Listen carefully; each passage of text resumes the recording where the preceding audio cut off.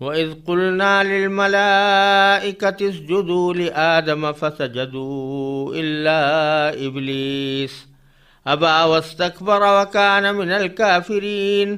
وَقُلْنَا يَا آدَمُ اسْكُنْ أَنْتَ وَزَوْجُكَ الْجَنَّةَ وَكُلَا مِنْهَا رَغَدًا حَيْثُ شِئْتُمَا وَلَا تَقْرَبَا هَذِهِ الشَّجَرَةَ فَتَكُونَا مِنَ الظَّالِمِينَ فَأَزَلَّهُمَا الشَّيْطَانُ عَنْهَا فَأَخْرَجَهُمَا مِمَّا كَانَا فِيهِ وَقُلْنَا اهْبِطُوا بَعْضُكُمْ لِبَعْضٍ عَدُوٌّ وَلَكُمْ فِي الْأَرْضِ مُسْتَقَرٌّ وَمَتَاعٌ إِلَى حِينٍ فَتَلَقَّى آدَمُ مِنْ رَبِّهِ كَلِمَاتٍ فَتَابَ عَلَيْهِ إِنَّهُ هُوَ التَّوَّابُ الرَّحِيمُ قُلْنَا اهْبِطُوا مِنْهَا جَمِيعًا فَإِمَّا يَأْتِيَنَّكُمْ مِنِّي هُدًى فَمَنْ تَبِعَ هُدَايَ فَلَا خَوْفٌ عَلَيْهِمْ وَلَا هُمْ يَحْزَنُونَ وَالَّذِينَ كَفَرُوا وَكَذَّبُوا بِآيَاتِنَا أُولَئِكَ أَصْحَابُ النَّارِ هُمْ فِيهَا خَالِدُونَ۔ اور اس وقت کا تذکرہ سنو جب ہم نے فرشتوں سے کہا تھا کہ آدم کو سجدہ کرو، چنانچہ سب نے سجدہ کیا سوائے ابلیس کے کہ اس نے انکار کیا اور متکبرانہ رویہ اختیار کیا اور کافروں میں شامل ہو گیا۔ اور ہم نے کہا آدم تم اور تمہاری بیوی جنت میں رہو اور اس میں سے جہاں سے چاہو جی بھر کے کھاؤ، مگر اس درخت کے پاس بھی مت جانا ورنہ تم ظالموں میں شمار ہو گئے۔ پھر ہوا یہ کہ شیطان نے ان دونوں کو وہاں سے ڈگمگا دیا اور جس عیش میں وہ تھے اس سے انہیں نکال کر رہا، اور ہم نے آدم، ان کی بیوی اور ابلیس تینوں سے کہا اب تم سب یہاں سے اتر جاؤ، تم ایک دوسرے کے دشمن ہوگے اور تمہارے لیے ایک مدت تک زمین میں ٹھہرنا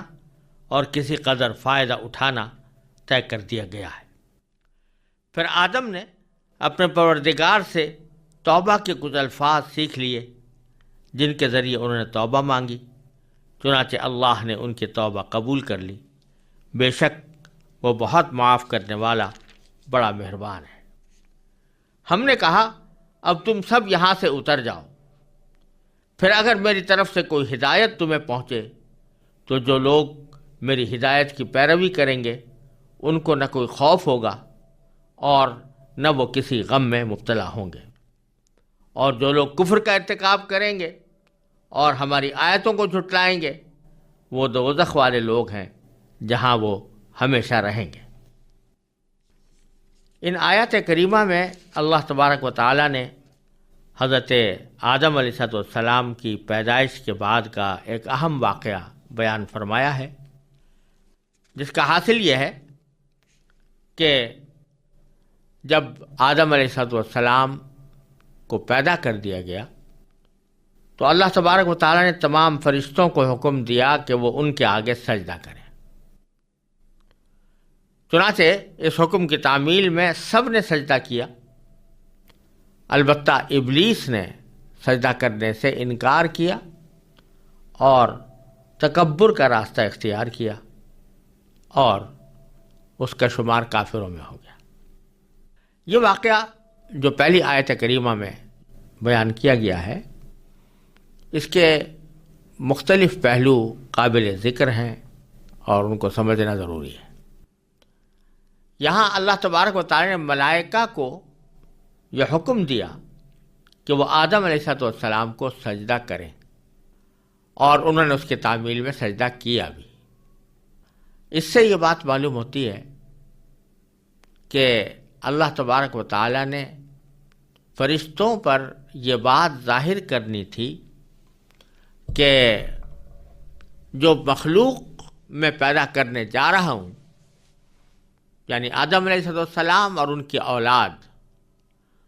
وہ جب میری اطاعت کے ساتھ زندگی گزارے گی تو اے فرشتوں تم پر بھی فوقیت لے جائے گی، اسی لیے تمہیں حکم دیا جا رہا ہے کہ ان کے آگے سجدہ کرو، ان کو سجدہ کرو۔ کیونکہ شروع میں فرشتے یہ سمجھ رہے تھے کہ تمام مخلوقات میں ہم سے زیادہ کوئی اور اطاعت گزار، عبادت گزار، فرما بردار نہیں ہے، لہذا ان کو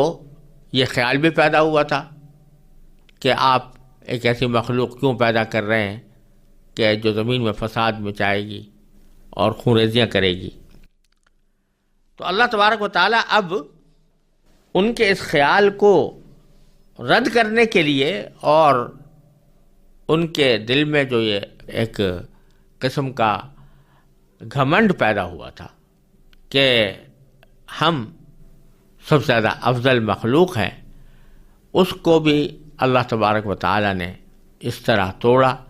کہ اللہ تبارک و تعالیٰ نے ان کے اس مخلوق کو جس کے بارے میں وہ یہ کہہ رہے تھے کہ وہ زمین میں فساد مچائے گی اور خونریزیاں کرے گی، اسی مخلوق کو جب پیدا کر دیا تو اللہ تبارک و تعالیٰ نے ان سے کہا کہ اس کے آگے سجدہ کرو۔ اور بتلانا یہ مقصود تھا کہ فرشتوں، بے شک تم بڑے پاک باز ہو، پر بے شک تم سے کوئی گناہ سرزد نہیں ہوتا، لیکن اس کی وجہ یہ ہے کہ ہم نے تمہارے اندر گناہ کا داعیہ ہی پیدا نہیں کیا، گناہ کے تقاضے ہی پیدا نہیں کیے، تو اگر تم گناہ سے بچتے ہو تو تمہارا کوئی کمال نہیں۔ لیکن یہ مخلوق جو میں پیدا کرنے جا رہا ہوں، اس کے دل میں خواہشات بھی ہوں گی، اس کے دل میں جذبات بھی ہوں گے، اس کے دل میں گناہ کے تقاضے بھی پیدا ہوں گے۔ اس کے بعد جب یہ اپنے ان تقاضوں کو دبا کر ہماری رضا کی خاطر، ہماری خوشنودی کی خاطر یہ ان گناہوں سے بچے گی تو پھر ان کا مقام تم سے آگے بڑھ جائے گا۔ اس لیے یہ جتانے کے لیے اللہ تبارک و تعالیٰ نے ایک عملی مظاہرہ یہ فرمایا کہ تمام فرشتوں سے کہا کہ ان کو سجدہ کرو۔ اس میں ایک حکمت یہ بھی ہو سکتی ہے، واللہ سبحانہ وعالم، کہ انسانوں کے بہت سے کام اللہ تبارک و تعالیٰ نے فرشتوں کے ذمے لگائے ہوئے ہیں، ان کی حفاظت کے اوپر فرشتے مقرر ہیں، ان کے بہت سے کاموں کی انجام دہی کے لیے فرشتوں کی ضرورت ہوتی ہے۔ ایک حدیث میں آتا ہے کہ انسان کی جسم میں جتنے جوڑ ہیں ان میں سے ہر جوڑ کی حفاظت پر اللہ تعالیٰ نے ایک فرشتہ مقرر کیا ہوا ہے۔ تو اس طرح ان کی انسانوں کی خدمت کے لیے اللہ تبارک و تعالیٰ نے بہت سے فرشتے پیدا فرمائے ہیں۔ تو یہ ایک عملی مظاہرہ بھی تھا کہ انسان جو ہے یہ در حقیقت اس کائنات کے پیدا کرنے میں اصل مقصود وہ ہے، اور ملائکہ بے شک معصوم ہیں، پاک باز ہیں، ان سے گناہ نہیں ہو سکتا، لیکن اس کے باوجود وہ انسانوں کے بہت سے کام وہ انجام دیتے ہیں۔ اس لحاظ سے بھی اللہ تبارک و تعالیٰ کو نے ایک عملی مظاہرہ کر کے دکھایا کہ فرشتے حضرت آدم علیہ السلام کو سجدہ کریں۔ چنانچہ قرآن کریم کہتا ہے کہ جتنے فرشتے تھے اللہ تعالیٰ کے حکم کے آگ سے سرتابی کا ان کے یہاں مجال ہی نہیں تھی، ان کے اندر طاقتیں نہیں تھی اللہ تعالیٰ کے حکم کی سرتابی کرنے کی، وہ تو پیدا ہی اللہ تعالیٰ کی اطاعت کے لیے کیے گئے تھے۔ لہٰذا جب اللہ تعالیٰ کا حکم ہوا کہ آدم کو سجدہ کرو تو وہ سب کے سب سجدے میں گر گئے، سب نے سجدہ کیا۔ یہاں یہ بات بھی سمجھ لینی چاہیے کہ یہ سجدہ جو کیا گیا یا جس کا مطالبہ فرشتوں سے کیا گیا، یہ سجدہ عبادت والا سجدہ نہیں تھا بلکہ تعظیم والا سجدہ تھا۔ سجدے کی دو قسمیں ہوتی ہیں، ایک وہ جو کسی کو معبود سمجھ کر کیا جائے، اپنا خالق، مالک، کارساز سمجھ کر کیا جائے، وہ تو کہلاتا ہے عبادت والا سجدہ، جیسے ہم نماز میں کرتے ہیں۔ اور یہ سجدہ اللہ تبارک و تعالیٰ کے سوا کسی کو کیا ہی نہیں جا سکتا، اور کسی بھی دور میں، کسی بھی ملت میں، کسی بھی مذہب میں، کسی بھی نبی کے قوم میں اس قسم کا سجدہ اللہ تعالیٰ کے سوا کسی اور کے لیے کبھی جائز ہی نہیں ہوا۔ لیکن ایک دوسرا سجدہ وہ ہے جس کو سجدہ تعظیمی کہتے ہیں، یعنی جس کو سجدہ کیا جا رہا ہے اس کو نہ اپنا مالک سمجھ رہے ہیں، نہ اس کو اپنا خالق سمجھ رہے ہیں، نہ اپنا خدا سمجھ رہے ہیں، بلکہ محض ایک اپنی تعظیم کے اظہار کے لیے، تکریم کے اظہار کے لیے سجدہ کیا جائے، اس کو سجدہ تعظیمی کہتے ہیں۔ یہ سجدہ تعظیمی بعض انبیاء کرام علیہ السلام کی شریعتوں میں جائز تھا۔ حضرت آدم علیہ السلام کے لیے بھی اسی واسطے جو سجدہ کرایا گیا ملائکہ سے یا فرشتوں سے، وہ سجدہ تعظیمی تھا، سجدہ عبادت والا نہیں تھا، جو ان کی شریعت میں جائز تھا۔ بعد میں بھی بعض انبیاء کرام کی شریعتوں میں سجدہ تعظیمی کی اجازت دی گئی تھی، جیسا کہ حضرت یوسف علیہ السلام کے واقعے میں آتا ہے کہ حضرت یوسف علیہ السلام کے آگے سجدہ کیا والدین نے بھی اور ان کے 11 بھائیوں نے بھی۔ تو وہ سجدہ تعظیمی تھا، سجدہ عبادت نہیں تھا، یہ ان کی شریعتوں میں جائز تھا۔ لیکن جب امت محمدی علیہ صاحب علیہ السلام کا وقت آیا تو اللہ تبارک و تعالیٰ نے اس امت کو خاتم الامم قرار دیا، اس پر دین کی تکمیل ہوئی، لہذا شرک کے ہر شائبے سے اس امت کو بچایا گیا، اور اس امت میں چونکہ دین کی تکمیل ہو رہی تھی، الیوم اکملت لکم دینکم واتممت علیکم نعمتی ورضیت لکم الاسلام دینا، تو اس لیے اس امت کے اندر یہ تعظیم والا سجدہ بھی اللہ تبارک و تعالیٰ کے سوا کسی اور کے لیے جائز قرار نہیں دیا گیا، اس کو حرام کر دیا گیا۔ اور یہ بات متواتر، تقریباً معنن متواتر احادیث سے ثابت ہے کہ ایسا سجدہ اب کسی بھی مخلوق کو کیا نہیں جا سکتا، چاہے وہ سجدہ تعظیمی ہی کیوں نہ ہو۔ چنانچہ ایک حدیث میں رسول کریم سرور دو عالم صلی اللہ علیہ وسلم کا یہ ارشاد منقول ہے کہ آپ نے فرمایا کہ اگر اللہ کے سوا کسی کو سجدہ کرنا جائز ہوتا تو میں بیوی کو حکم دیتا کہ وہ شوہر کو سجدہ کرے۔ جس کا مطلب یہ ہوا کہ اللہ کے سوا کسی اور کو سجدہ کرنا کسی بھی قسم کا، چاہے وہ تعظیم ہی کی نیت سے کیوں نہ ہو، عبادت کی نیت سے نہ ہو، تب بھی وہ کسی اور کے لیے سجدہ کرنا حرام قرار دے دیا گیا ہے اس امت محمدی علیہ صاحب السلام میں۔ اور اب کسی کے لیے جائز نہیں ہے کہ وہ محض تعظیم کے نقطہ نظر سے بھی کسی کو سجدہ کرے۔ لہذا ہمارے عرف میں یا ہمارے معاشرے میں بہت سے لوگ جو جا کر اولیاء اللہ کو یا ان کی قبروں کو سجدے کرتے ہیں، اس کا کوئی جواز نہیں، اور یہ اب امت محمد علیہ صاحب والسلام کے اندر اس قسم کا سجدہ اللہ تبارک و تعالیٰ کے سوا کسی اور کے لیے جائز نہیں، چاہے اس کا مقصود تعظیم ہو، چاہے اس کا مقصد عبادت ہو۔ عبادت مقصود ہو تو شرک ہے اور آدمی اس سے کافر ہو جاتا ہے، اور اگر عبادت مقصود نہ ہو، تعظیم مقصود ہو، تب بھی بالکل حرام ہے، اور بہت سخت حرام ہے۔ اور حرام کی بھی بعض صورتیں ایسی ہوتی ہیں جو شرک سے مشابہ ہوتی ہیں، تو ان کی حرمت بھی بہت عظیم ہوتی ہے۔ ایسے ہی زبردست حرام عمل ہے اللہ تعالیٰ کے سوا کسی اور کو سجدہ کرنے کا۔ لیکن چونکہ ابتدا میں یہ تعظیم والا سجدہ جائز قرار دیا گیا تھا، تو اس لیے آدم علیہ السلام کے لیے تمام ملائکوں کو حکم ہوا کہ وہ ان کے آگے سجدہ کریں، اور انہوں نے ان کا تعالیٰ کے حکم کی تعمیل میں ان کے آگے سجدہ کیا۔ فرشتوں نے تو اس حکم کی تعمیل میں حضرت آدم علیہ السلام کو سجدہ کر لیا، لیکن قرآن کریم فرماتا ہے کہ الا ابلیس، یعنی ابلیس ان سے مستثنیٰ رہا، یعنی وہ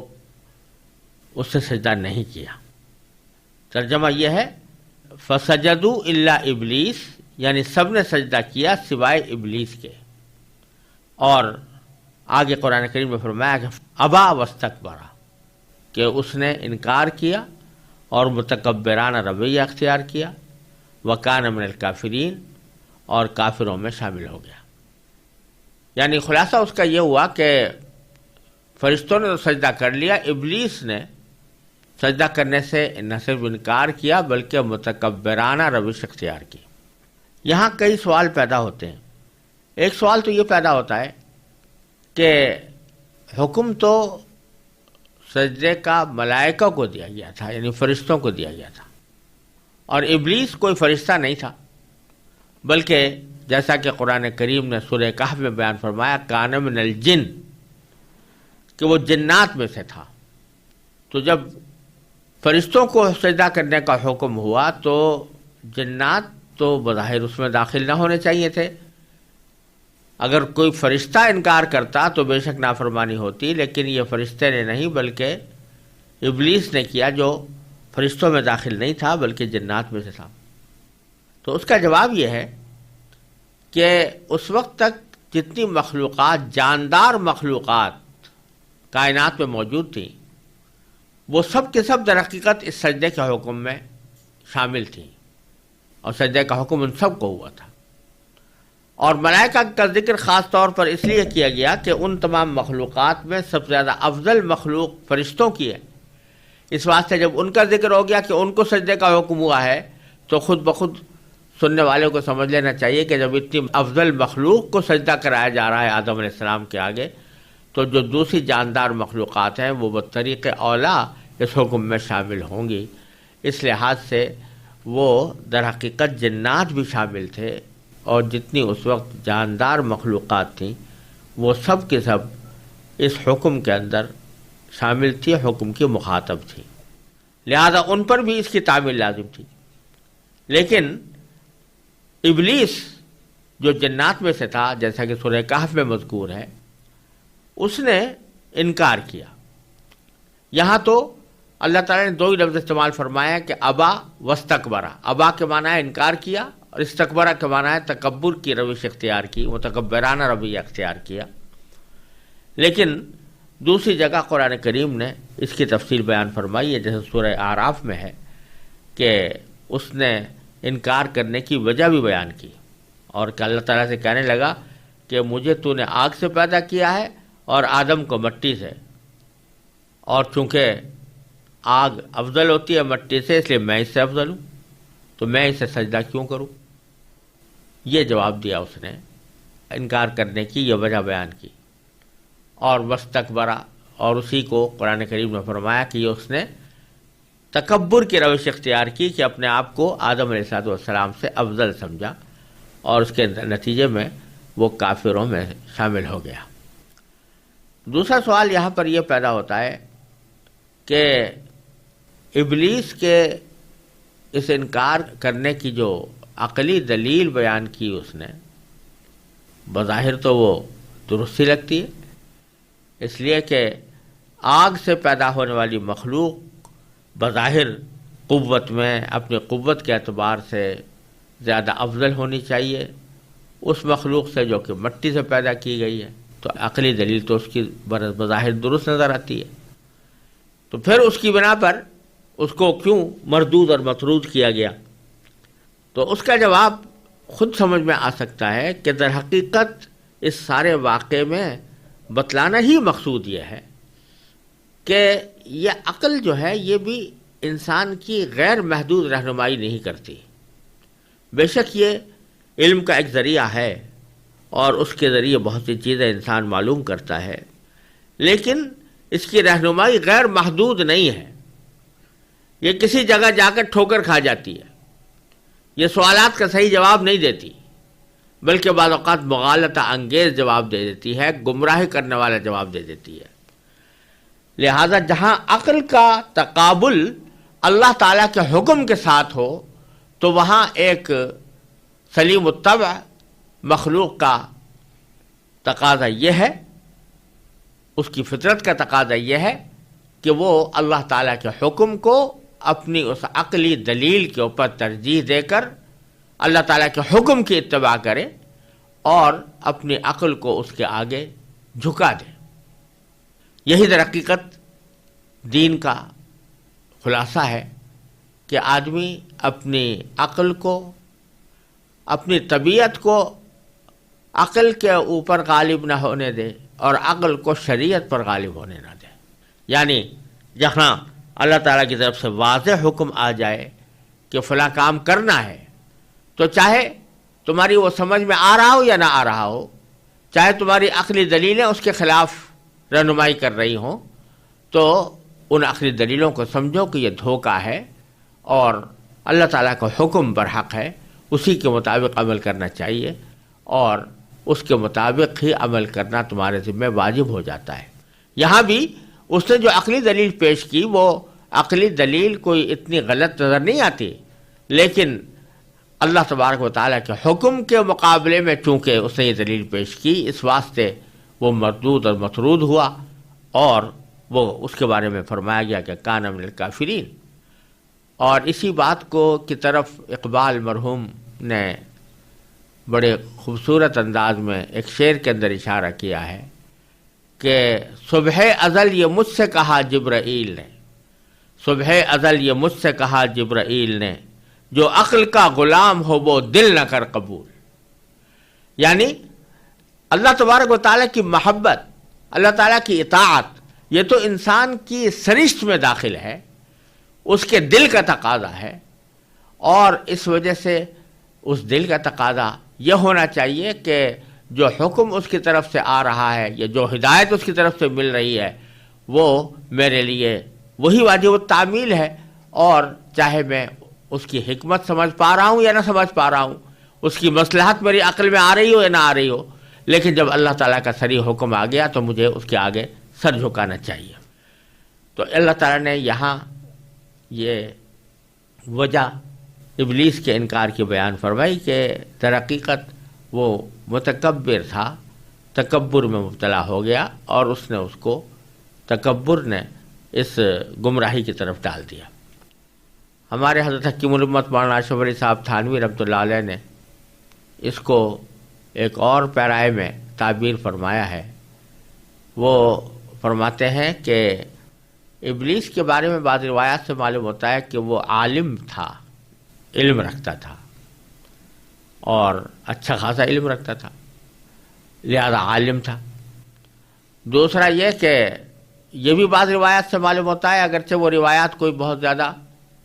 مضبوط نہیں ہیں، لیکن ان کو بالکل یہ رد بھی نہیں کیا جا سکتا کہ وہ ایک عابد بھی تھا، یعنی عبادت گزار تھا۔ اس واقعے سے پہلے اللہ تعالیٰ کی عبادت میں وہ بھی شامل ہوتا تھا۔ تو عالم بھی تھا، عابد بھی تھا، اور عاقل بھی تھا، یعنی اس معنی میں عقل کے عقلی دلیل جو پیش کی وہ بظاہر دیکھنے میں درست لگ رہی ہے۔ تو عاقل بھی تھا، عابد بھی تھا، عالم بھی تھا، لیکن حضرت فرماتے ہیں کہ عاشق نہیں تھا، یعنی اس میں کمی جو تھی وہ در حقیقت اس کے عشق کی تھی، کہ اگر اللہ تبارک و تعالیٰ کے ساتھ محبت ہوتی، اللہ تعالیٰ کے ساتھ محبت میں وہ سرشار ہوتا، تو یہ سب دلیلیں جو عقلی دلیلیں ہیں ان سب کو روند کر ایک ہی دلیل اس کے لیے کافی ہوتی کہ میرے محبوب کا حکم ہے، لہذا مجھے ہر حالت میں اس کی تعمیل کرنی چاہیے، چاہے وہ حکم میری سمجھ میں آ رہا ہو یا نہ آ رہا ہو۔ تو یہاں سے یہ ایک بہت بڑی ہدایت اس واقعے سے ہمیں یہ دی گئی ہے کہ جب اللہ تبارک و تعالیٰ کی طرف سے، اللہ کے رسول صلی اللہ علیہ وسلم کی طرف سے کوئی صریح حکم آ جائے تو اس کے بعد پھر انسان کو اس کے بارے میں عقلی گھوڑے دوڑانا یا اس کی حکمت اور مصلحتوں کو تلاش کر کے اس حکم کی تعمیل کو حکمت اور مصلحت پر موقوف رکھنا، یہ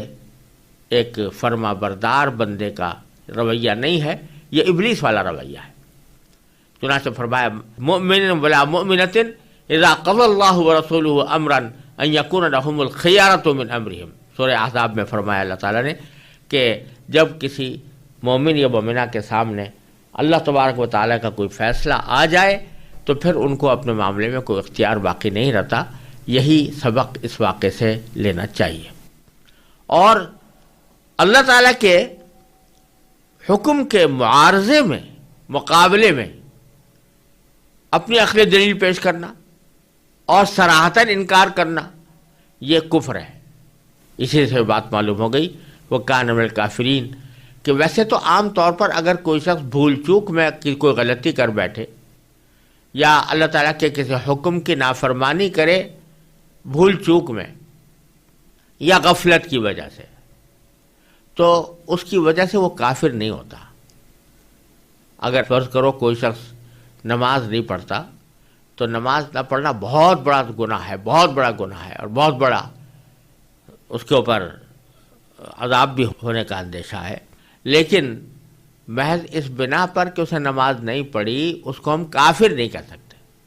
اس پر کفر کا فتویٰ نہیں لگ سکتا، اس کو کافر قرار نہیں دیا سکتا۔ لیکن اگر کوئی شخص یہ کہے کہ میں نماز پڑھنے کو مانتا ہی نہیں اور نماز پڑھنے کی کوئی ضرورت نہیں، الیاذ باللہ، کوئی شخص اس کو انکار کرے تو اللہ تعالیٰ کے حکم کے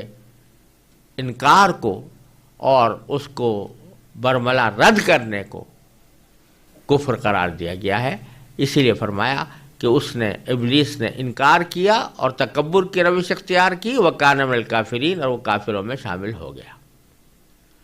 پھر اگلی آیت میں اللہ تبارک و تعالیٰ فرماتے ہیں کہ جب یہ واقعہ ہو چکا، آدم علیہ السلام کو سجدہ کیا جا چکا، ابلیس نے انکار کر دیا، اور دوسری روایات میں آتا ہے کہ اس کے نتیجے میں اس کو مردود کر دیا گیا، جنت سے نکالنے کا حکم دے دیا گیا۔ تو اللہ تبارک و تعالیٰ فرماتے ہیں کہ اب ہم نے آدم سے کہا کہ وَقُلْنَا یا آدم اسکن انت وزوجک الجنہ، تم اور تمہاری بیوی دونوں اس جنت میں رہو، وَكُلَا مِنْهَا رَغَدًا حَيْثُ شِئْتُمَا، اور اس جنت میں سے تم کھاؤ، جی بھر کے کھاؤ، حَيْثُ شِئْتُمَا، جہاں سے بھی چاہو۔ البتہ ایک خاص درخت کی طرف اشارہ کر کے فرمایا وَلَا تَقْرَبَا هَٰذِهِ الشَّجَرَةَ، اور اس درخت کے قریب مت جانا، فَتَكُونَا مِنَ الظَّالِمِينَ، یعنی اگر اس کے قریب تم گئے تو اس کا نتیجہ یہ ہوگا کہ تم ظالموں میں شمار ہو گئے۔ خلاصہ یہ کہ آدم علیہ السلام کی تخلیق کے بعد اور فرشتوں کے ذریعے ان کو سجدہ کرانے کے بعد اللہ تبارک و تعالیٰ نے آدم علیہ السلام کو جنت میں رہنے کی تاکید فرمائی، اور یہ فرمایا کہ اس میں جو تمہارا جی چاہے اس میں سے کھا سکتے ہو، اور جہاں سے چاہو کھا سکتے ہو، یہ آزادی ان کو عطا فرما دی۔ البتہ ایک درخت کے بارے میں کہا کہ اس کے قریب مت جانا۔ اس آیت میں چند نکتے قابل غور اور قابل ذکر ہیں جن سے ہمیں رہنمائیاں ملتی ہیں۔ وہ یہ کہ اللہ تبارک و تعالی نے جب یہ فرمایا کہ آدم تم اور تمہاری بیوی دونوں جنت میں رہو، تو یہاں اللہ تبارک و تعالی نے آدم علیہ السلام کا ذکر الگ فرمایا اور بیوی کا ذکر الگ فرمایا۔ یہ نہیں کہہ دیا کہ تم دونوں یہاں پر رہو، بلکہ بیوی کا خاص طور پر الگ سے نام لیا۔ اس کی وجہ بعض مفسرین نے یہ بیان فرمائی ہے کہ اس میں یہ اشارہ مقصود ہے کہ جہاں تک رہائش کی سہولیات کا تعلق ہے تو اس میں میاں اور بیوی دونوں ایک ساتھ زندگی گزاریں، تو یہی فطرت کا تقاضا ہے۔ اور ایک ساتھ زندگی گزارنے میں ان کو یہ چاہیے کہ وہ اس طرح رہیں کہ دونوں کی سہولیات مد نظر ہوں، اور جس جگہ شوہر رہے وہیں پر بیوی بھی رہے، انت و زوجک، تم اور تمہاری بیوی۔ لہذا اس میں اس بات کی ایک طرح سے خفیہ ہدایت موجود ہے کہ میاں بیوی کو حتی الامکان کوشش کرنا چاہیے کہ وہ ایک ساتھ سکونت اختیار کریں، ایک ساتھ رہیں، اور اس میں شوہر گویا شوہر ایک طرح سے وہ اصل ہے اور بیوی سکونت میں اس کی تابع ہے، یعنی جہاں شوہر رہے وہاں پر بیوی بھی رہے۔ دوسرا مسئلہ یہ کہ آگے جب یہ فرمایا کلا منہا رغدن، تو وہاں بیوی کا الگ ذکر نہیں کیا بلکہ تثنیہ کا صیغہ اختیار کر کے فرمایا تم دونوں اس جنت سے کھاؤ جی بھر کر۔ تو دونوں کے کھانے میں یہ الگ الگ بیوی کا نام نہیں لیا گیا، تو اس کی وجہ بعض مفسرین نے بیان کی، ایسے یہ نقطہ نکالا ہے کہ کھانے میں کوئی ایک دوسرے کا تابع نہیں ہوا کرتا، کھانا ہر ایک اپنی مرضی کے مطابق کھاتا ہے، اور کسی کو کوئی چیز پسند ہوتی ہے، کسی کو کوئی چیز پسند ہوتی ہے، لہٰذا ضروری نہیں کہ جو چیز شوہر کو پسند ہو بیوی بھی وہی پسند کرے، بلکہ دونوں اپنی اپنی مرضی کے مطابق کھائیں۔ اور حیث شئتما، یہ حیث شئتما کے معنی جہاں سے چاہو، یعنی پوری جنت تمہاری ہے، جنت کا تمام علاقہ تمہارا ہے، جہاں سے چاہو جس جگہ سے چاہو جی بھر کر کھا سکتے ہو۔ اس میں اشارہ اس بات کی طرف ہے کہ انسان کو آزادی اگر ملے کہ وہ جہاں چاہے جا سکے، چلنے پھرنے پر اس کی کوئی قدغن نہ ہو، تو یہ ایک نعمت ہے، کیونکہ اگر اس کو کسی جگہ میں محدود کر دیا جائے تو ایک قید ہے کہ اس سے باہر نہیں جا سکتے، لیکن حیث شئتما کہہ کر ان کو کھلی آزادی دے دی گئی کہ تمہارے نہ کھانے پر کوئی پابندی ہے، نہ تمہاری نقل و حرکت پر کوئی پابندی ہے، جہاں چاہو جا سکتے ہو جنت میں، اور وہاں سے جو کچھ بھی تم کھانا چاہو وہ کھا سکتے ہو۔ البتہ ایک درخت کے بارے میں فرمایا وَلَا تَقْرَبَا هَٰذِهِ الشَّجَرَةَ، اس درخت کے قریب مت جانا، کیونکہ اگر اس درخت کے قریب گئے تو تمہیں ظالموں میں شمار کر لیا جائے گا۔ یہ درخت کون سا تھا، اس کی تعین قرآن کریم نے نہیں کی۔ بعض روایتوں میں آتا ہے کہ گندم کا تھا، بعض میں آتا ہے کہ انگور کا تھا، لیکن کوئی بھی روایت اتنی پکی نہیں ہے کہ اس کی بنا پر یقین کے ساتھ کہا جا سکے کہ یہ کون سا درخت تھا۔ جب قرآن نے اس کی تعین نہیں کی تو ہمیں کوئی ضرورت نہیں ہے کہ اس کی تعین میں پڑھیں اور اس بحث میں پڑھیں یا اس کی تحقیق میں اپنا وقت صرف کریں کہ یہ درخت کون سا درخت تھا۔ بہرحال ایک درخت تھا جس کے بارے میں اللہ تعالیٰ نے فرمایا کہ اس کے قریب مت جانا۔ اصل مقصود تو یہ تھا کہ اس درخت کا پھل مت کھانا، اصل ممانعت تو پھل کھانے کی کرنی مقصود تھی، لیکن اس کے لیے عبارت یہ استعمال فرمائی یا الفاظ یہ استعمال فرمائی لا تقربا هذه الشجرة، اس کے قریب بھی مت پھٹکنا، قریب بھی مت جانا۔ تو اس سے یہ بات نکل رہی ہے کہ جب کوئی چیز ممنوع قرار دے دی جائے اور کسی چیز کو حرام اور ناجائز قرار دے دیا جائے تو وہ چیز تو ممنوع ہو ہی جاتی ہے، لیکن اس چیز تک پہنچنے کے جو ذرائع ہیں ان ذرائع سے بھی انسان کو پرہیز کرنا چاہیے۔ یعنی وہ ذرائع اگرچہ فی نفسی مباح ہوں، جائز ہوں، لیکن ان سے بھی انسان کو پرہیز کرنا چاہیے، کیونکہ بسا اوقات آدمی قریب پہنچنے کے بعد پھر اس گناہ میں مبتلا ہو ہی جاتا ہے۔ اب یہاں دیکھیے کہ اصل بات تو بتلانی یہ تھی کہ اس درخت کا کوئی پھل مت کھانا، لیکن قریب جانا، اگر محض ویسے ہی قریب پہنچ جائیں اور اس کو ہاتھ بھی نہ لگائیں اور کھائیں بھی نہیں تو بظاہر تو یہ مباح بات تھی، کوئی ناجائز بات نہیں تھی، لیکن اللہ تعالیٰ نے فرمایا کہ قریب بھی مت جانا، یعنی اس لیے کہ قریب جانے کے بعد ہو سکتا ہے دل میں خواہش پیدا ہو جائے اور اس خواہش سے تم مغلوب ہو کر کھانے کے گناہ میں مبتلا ہو جاؤ، اس لیے قریب بھی مت جانا۔ یہی الفاظ اللہ تبارک و تعالیٰ نے اور بعض گناہوں کے لیے بھی استعمال فرمایا لا تقربوا الزنا انہ کان فاحشہ، زنا کے قریب بھی مت جانا۔ تو وہاں پر بھی مقصود یہ ہے کہ زنا تو حرام ہے ہی، لیکن زنا تک پہنچانے والے جو اعمال ہیں وہ بھی ناجائز ہیں اور ان سے بھی انسان کو پرہیز کرنا چاہیے۔ اسی طرح قرآن کریم نے ولا تقربوا الفواحش فرمایا ہے کہ بے حیائیوں کے قریب مت جاؤ، ما ظہر منہا وما بطن، چاہے وہ ظاہر کی ہو چاہے باطن کی ہو۔ تو مطلب یہ کہ اگرچہ بظاہر کچھ اعمال جو ان بے حیائیوں کے قریب جانے والے ہیں وہ بظاہر دیکھنے میں وہ بے ضرر معلوم ہوتے ہوں اور ان میں گناہ نظر نہ آتا ہو، لیکن اگر وہ وہاں تک پہنچا رہے ہیں اور اندیشہ ہے کہ اس کی وجہ سے گناہ میں مبتلا ہو جائیں تو ان سے بھی پرہیز کرنا چاہیے۔ چنانچہ اسی بات کو حضور نبی کریم سرور دو عالم صلی اللہ علیہ وسلم نے ایک حدیث میں بیان فرمایا ہے، اور یہ فرمایا ہے کہ الحلال بین والحرام بین، بہت سے حلال معاملات تو ایسے ہیں جو بالکل واضح ہیں، ہر انسان جانتا ہے کہ حلال ہے، اور حرام بھی چیزیں بھی واضح ہیں، بہت سے حرام چیزیں ہیں جو ان کو انسان جانتا ہے کہ حرام ہے، جیسے مثلا خنزیر کھانا، شراب پینا وغیرہ۔ وبینہما امور مشتبہات، ان دونوں کے درمیان کچھ امور ایسے ہیں کہ جو ملتے جلتے ہیں، یعنی ان کے بارے میں یہ فیصلہ کرنا دشوار ہوتا ہے کہ ان کو حرام میں داخل سمجھا جائے، حلال میں داخل سمجھا جائے۔ تو آپ نے فرمایا کہ جو شخص کے شبہات سے بھی پرہیز کرے گا وہ اپنے دین کو محفوظ کر لے گا، اور جو شخص ان شبہات میں مبتلا ہوگا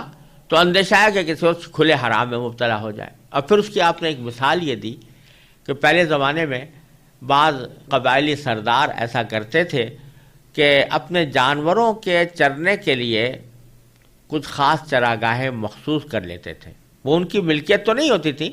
لیکن ان کو مخصوص کر لیا جاتا تھا کہ اس احاطے میں جتنے بھی چراگاہ ہے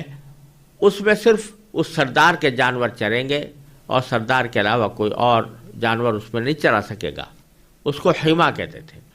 تو رسول کریم صلی اللہ علیہ وسلم نے فرمایا کہ اگر کسی سردار نے کوئی حما بنا رکھی ہے اور اس میں دوسرے لوگوں کو جانور چرانے کی ممانعت کر رکھی ہے، تو جس طرح اس چراگاہ کے اندر جا کر جانور چرانا ناجائز ہے یا ممنوع ہے، تو اسی طرح اس کے ارد گرد چرانا، یعنی چراگاہ کے اندر تو داخل نہیں ہو رہا انسان لیکن اپنے جانوروں کو چراگاہ کے ارد گرد چرا رہا ہے، تو اس میں عین ممکن ہے کہ کوئی جانور کسی وقت حدود سے تجاوز کر کے اس چراگاہ کے اندر جا پڑے اور وہاں سے چرنا شروع کر دے تو وہ پکڑا جائے گا۔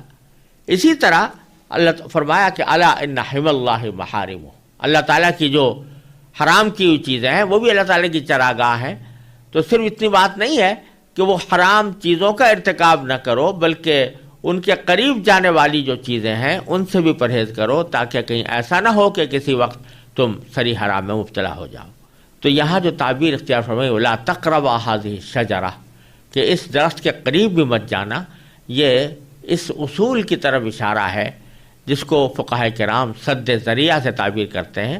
کہ گناہ جس طرح ناجائز ہے اسی طرح گناہ تک پہنچانے والے ذرائع اور اسباب بھی ناجائز ہیں، تو تم اس کے قریب بھی مت جانا، اور اگر جاؤ گے تو تم ظلم کرنے والوں میں سے ہو جاؤ گے۔ ظالمین کا لفظ یہاں پر اللہ تبارک و تعالی نے نافرمانی کے معنی میں استعمال کیا ہے۔ ظلم کے لفظی معنی تو یہ ہوتے ہیں کہ جس کی تعریف عام طور سے یہ کی جاتی ہے کہ وضع الشیء فی غیر محلہ، یعنی کسی چیز کو بے جا استعمال کرنا، اس کو ظلم کہتے ہیں۔ لیکن یہ لفظ بڑا عام ہے، اس میں ہر وہ چیز بھی داخل ہو جاتی ہے جو اللہ تعالیٰ کی نافرمانی پر مشتمل ہو، شرک بھی اس میں داخل، ان الشرک لظلم عظیم، قرآن کریم نے فرمایا کہ شرک بڑا عظیم ظلم ہے۔ اسی طرح قرآن کریم گناہ کرنے کو بسا اوقات ظلم سے تعبیر کرتا ہے کہ ظلموا انفسہم، کہ جو لوگ گناہ کرتے ہیں وہ خود اپنی جانوں پر ظلم کرتے ہیں، کیونکہ اللہ تعالیٰ نے جن چیزوں سے روکا ہے یا جن چیزوں کو گناہ قرار دیا ہے وہ مضر چیزیں ہیں،